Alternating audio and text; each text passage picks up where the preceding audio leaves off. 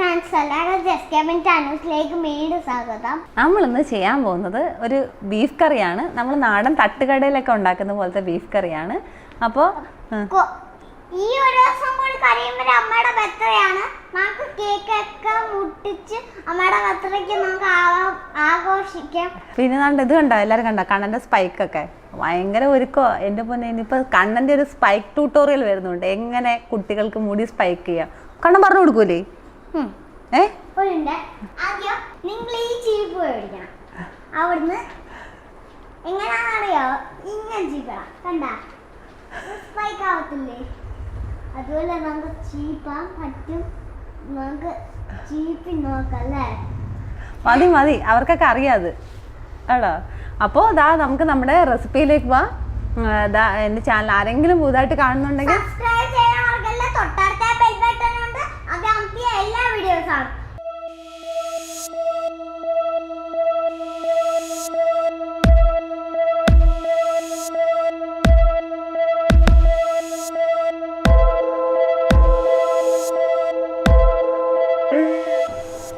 നമ്മളിന്ന് ബീഫ് കറിയാണ് ഉണ്ടാക്കാൻ പോകുന്നത്. അപ്പോൾ കുറച്ച് നാടൻ രീതിയിലാണ് നമ്മളിന്ന് ബീഫ് കറി ഉണ്ടാക്കുന്നത്. കുറച്ച് ഗ്രേവി ടൈപ്പാണ് ഉണ്ടാക്കുന്നത്, റോസ്റ്റ് അല്ല. അപ്പോൾ നമുക്ക് അതിന് ആവശ്യമായിട്ടുള്ള സാധനങ്ങൾ എന്തൊക്കെയാണെന്ന് നോക്കാം. അപ്പോൾ ആദ്യം നമുക്കിതൊന്ന് ബീഫൊന്ന് വേവിച്ചെടുക്കണം. അപ്പോൾ അതിന് വേണ്ടി ബീഫിനെ മാരിനേറ്റ് ചെയ്യാനായിട്ട് എടുത്തേക്കുന്നത് ഞാനിവിടെ ഉപ്പാണ്. ഉപ്പ് നമ്മൾ ആവശ്യത്തിന് ചേർക്കുക. പിന്നെ ഞാനിവിടെ 1.5 ടീസ്പൂൺ മഞ്ഞൾപ്പൊടി എടുത്തിട്ടുണ്ട്, 1 ടീസ്പൂൺ കുരുമുളക് പൊടി എടുത്തിട്ടുണ്ട്, പിന്നെ 1 ടീസ്പൂൺ ഗരം മസാല എടുത്തിട്ടുണ്ട്. നമുക്ക് ആദ്യം, ഞാനിപ്പോൾ എന്താ ഇവിടെ 1 കിലോ ബീഫാണ് എടുത്തേക്കുന്നത്. ഈ ബീഫ് ഒരു കുക്കറിലേക്ക് ഇടുക. എന്നിട്ട് നമ്മൾ ഈ പൊടികളെല്ലാം, ഞാൻ നേരത്തെ പറഞ്ഞ പൊടികളെല്ലാം ചേർത്ത് ഒന്ന് പുരട്ടി നമുക്ക് ഒരു 4 വിസിൽ കേൾപ്പിക്കണം. നമ്മൾ ഇച്ചിരി ഗ്രേവി ടൈപ്പ് ചെയ്യുന്ന കാരണം ലേശം വെള്ളം ഒഴിക്കാം. ഈ ബീഫിൽ നിന്ന് തന്നെ നമുക്ക് കുറച്ച് വെള്ളം ഇറങ്ങും. എന്നാലും ചില ബീഫിന് കുറച്ചുകൂടെ വേവാണ് കേട്ടോ. മുറ്റിയ ബീഫൊക്കെ ആകുമ്പോൾ കുറച്ചുകൂടെ വേവാണ്. അപ്പോൾ നിങ്ങൾ കിട്ടുന്ന ബീഫ് അനുസരിച്ച് ചിലപ്പം ഒരുപാട് വേവണ്ട, കുറച്ച് നമ്മുടെ ഗ്രേവി കിടന്ന് വേവണം. അതാണ് ഇതിൻ്റെ ഒരു രുചി കിട്ടുന്ന ഒരു ടിപ്പെന്ന് പറയുന്നത്. മസാല നന്നായിട്ട് പുരട്ടിയ ശേഷം നമുക്കിതിലേക്ക് ലേശം വെള്ളവും 1 ടീസ്പൂൺ വിനാഗിരിയും ചേർക്കണം. ആദ്യം 1 ടീസ്പൂൺ വിനാഗിരി ചേർക്കാം. ഏത് വിനാഗിരി വേണമെങ്കിലും നിങ്ങൾക്ക് ഉപയോഗിക്കാം. നാരങ്ങാനീര് ഉപയോഗിച്ചാലും മതി. ലേശം വെള്ളം ചേർക്കണം. എന്നിട്ട് നമുക്കിത് വേവിക്കാൻ വയ്ക്കാം.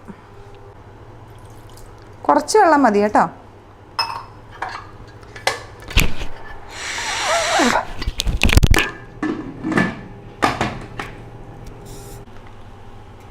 നമുക്ക് ഗ്രേവിക്ക് ആവശ്യമുള്ള സാധനം എന്തൊക്കെയാണെന്ന് നോക്കാം.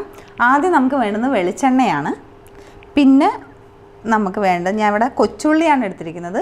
1.25 കപ്പ് കൊച്ചുള്ളി എടുത്തിട്ടുണ്ട്, ഒരു ചെറിയ തക്കാളി എടുത്തിട്ടുണ്ട്, പിന്നെ ദാണ്ട് ഒരു 10-12 അല്ലിയോളം ഉണ്ട് വെളുത്തുള്ളി, പിന്നെ ദാണ്ട് അത്യാവശ്യം വലിപ്പമുള്ള ചെറിയ 2 കഷ്ണം ഇഞ്ചി എടുത്തിട്ടുണ്ട്. ഇത് വെളുത്തുള്ളി ഇഞ്ചിയും നല്ലപോലെ നമുക്ക് ഇതിനകത്ത് ചേർക്കേണ്ടി വരും. പിന്നെ കറിവേപ്പില വേണം. പിന്നെ ഈ 2 പച്ചമുളക് നമുക്ക് ഈ വെളുത്തുള്ളി ഇഞ്ചി അരയ്ക്കുന്നതിലോട്ട് ചേർക്കാനും 3 എണ്ണം നമുക്കിതിൽ കീറിയിടാനും ആവശ്യമുണ്ട്. പിന്നെ ഞാനിവിടെ എടുത്തേക്കുന്നത് എന്താണെന്ന് വെച്ചാൽ 1.5 ടേബിൾ സ്പൂൺ മുളക് പൊടിയാണ്. ഇത് കാശ്മീരി ചില്ലിയാണ്. പിന്നെ 1 ടീസ്പൂൺ ഗരം മസാല. പിന്നെ ഞാൻ ഗ്രാമ്പൂ ഒരു 3-4 ഉണ്ട്. പിന്നെ തക്കോലം 4 ഏലയ്ക്ക എടുത്തിട്ടുണ്ട്. പിന്നെ നമുക്ക് ദാണ്ട തേങ്ങാ കൊത്ത് വേണം. പിന്നെ ഞാൻ ദാണ്ട ഇവിടെ ബേ ലീഫും എടുത്തിട്ടുണ്ട്. നമുക്ക് പിന്നെ വേണ്ടത് 1.5 ടേബിൾ സ്പൂൺ മല്ലിപ്പൊടിയാണ്. ഇത്രയും മതി നമ്മുടെ ഗ്രേവിക്ക് വേണ്ടിയിട്ട്. സവാള എടുത്താൽ അധികം രുചി കിട്ടത്തില്ല, അതുകൊണ്ടാണ് ഞാൻ കൊച്ചുള്ളി എടുത്തേക്കുന്നത്. കൊച്ചുള്ളിയാണ് നമുക്ക് യഥാർത്ഥത്തിൽ രുചി കിട്ടുന്നത്. സവാള വെച്ച് ചെയ്യുമ്പോഴേ ഒരു ഇച്ചിരി മധുരം വരും. അപ്പോൾ നമുക്ക് ആ കറിക്ക് ഉദ്ദേശിച്ച ടേസ്റ്റ് കിട്ടത്തില്ല.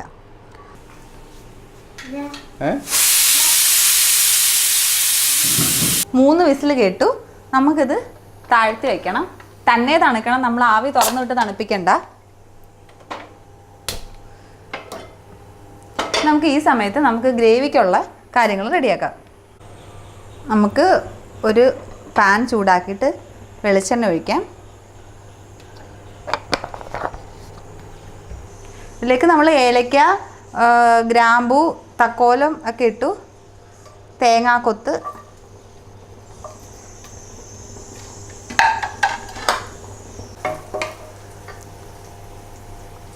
ഇതിലേക്ക് നമുക്ക് നമ്മൾ നേരത്തെ എടുത്ത് വെച്ചിരുന്ന പച്ചമുളകും ഇഞ്ചിയും വെളുത്തുള്ളിയും ഉണ്ടല്ലോ, അത് അരച്ചെടുത്ത് വെച്ചത് ചേർത്ത് കൊടുക്കണം. അതിൻ്റെ പച്ചമണം മാറുന്ന വരെ നന്നായിട്ട് വഴറ്റണം.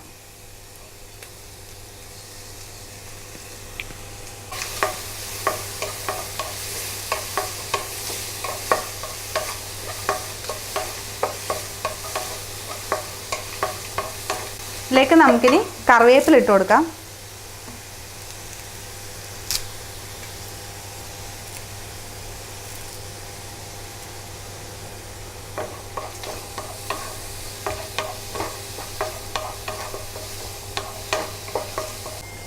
നമ്മൾ ഈ നോൺ വെജ് ഒക്കെ ഉണ്ടാക്കുമ്പോൾ പ്രത്യേകിച്ച് ഈ ബീഫൊക്കെ ഉണ്ടാക്കുമ്പോൾ ഇപ്പോൾ ഉച്ചയ്ക്ക് എടുക്കാനാണെന്നുണ്ടെങ്കിൽ നമ്മൾ രാവിലെ വെക്കണം. എന്നാലേ അത് ശരിക്കും ഒന്ന് പിടിച്ചിട്ട് നമുക്ക് ആ കറിക്ക് ഒരു ടേസ്റ്റൊക്കെ വന്നു തുടങ്ങത്തുള്ളൂ. വെച്ച് അപ്പം തന്നെ സെർവ് ചെയ്യാനാണെങ്കിൽ അത്ര രുചി കിട്ടത്തില്ല. അപ്പോൾ വെച്ച് ഒരു മണിക്കൂറെങ്കിലും കഴിഞ്ഞിട്ട് എടുക്കുവാണെങ്കിൽ അതിൻ്റെ ഒരു നിറം വരെ മാറി കിട്ടും നമുക്ക്. പിന്നെ വേറൊരു കാര്യം എന്ന് പറയുന്നത് സമയമെടുത്ത് വേവിച്ചെടുക്കുക. അതാണ് നല്ലോണം വഴറ്റി, അല്ലാതെ ഹൈ ഫ്ലെയിമിലിട്ട് ധൃതി പിടിച്ച് വേവിച്ചെടുത്താൽ അത്ര രുചി കിട്ടത്തില്ല.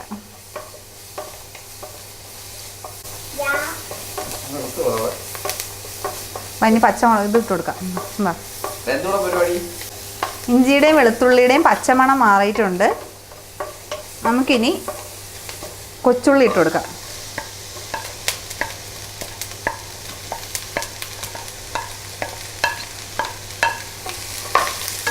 പെട്ടെന്ന് വഴണ്ട് കിട്ടാനായിട്ട് നമുക്ക് ലേശം ഉപ്പ് ചേർത്ത് കൊടുക്കാം. ഒരുപാട് ഇടണ്ട, കാരണം നേരത്തെ നമ്മൾ ബീഫിൽ ഇട്ടിട്ടുണ്ട്. വഴണ്ട് കിട്ടിയിട്ടുണ്ട്. ഉള്ളി അത്യാവശ്യം 1.5 ടേബിൾ സ്പൂൺ മല്ലിപ്പൊടി ചേർത്ത് കൊടുക്കാം. നമുക്ക് പച്ചമുളകും കൂടെ ഈ സമയത്ത് തന്നെ ഒന്ന് കീറിയിട്ട് കൊടുത്തേക്കാം.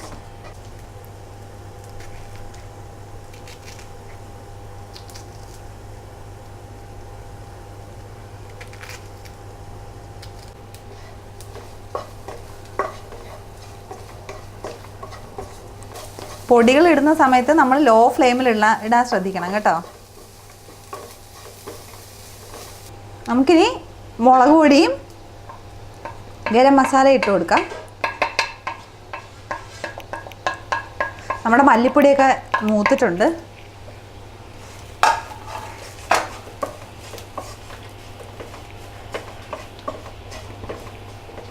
ലോ ഫ്ലെയിമിൽ വയ്ക്കാൻ ശ്രദ്ധിക്കണം, അല്ലെന്നുണ്ടെങ്കിൽ നമ്മുടെ പൊടി പെട്ടെന്ന് അങ്ങ് കരിഞ്ഞു പോവും. തക്കാളി ഇട്ട് കൊടുക്കുക. കുഞ്ഞ് തക്കാളി മതി കേട്ടോ.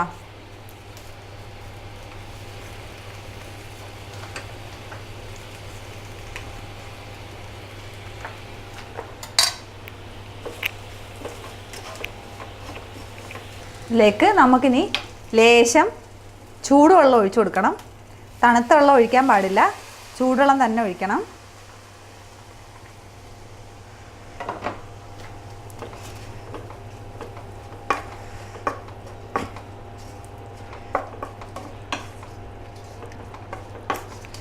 ഫ്ലെയിം ഒന്ന് മീഡിയം ഫ്ലെയിം ആക്കി വയ്ക്കാം.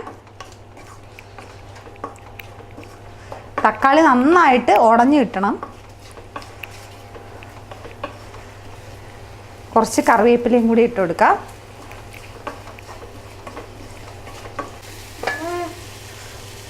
നമ്മുടെ കുക്കർ തുറന്നു.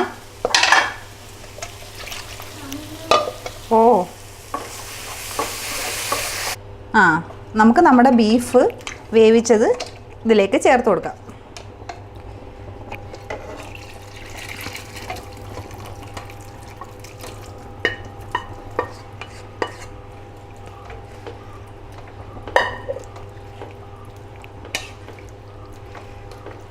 ഫ്ലെയിം മീഡിയം ഫ്ലെയിമിൽ തന്നെ ഇടുക.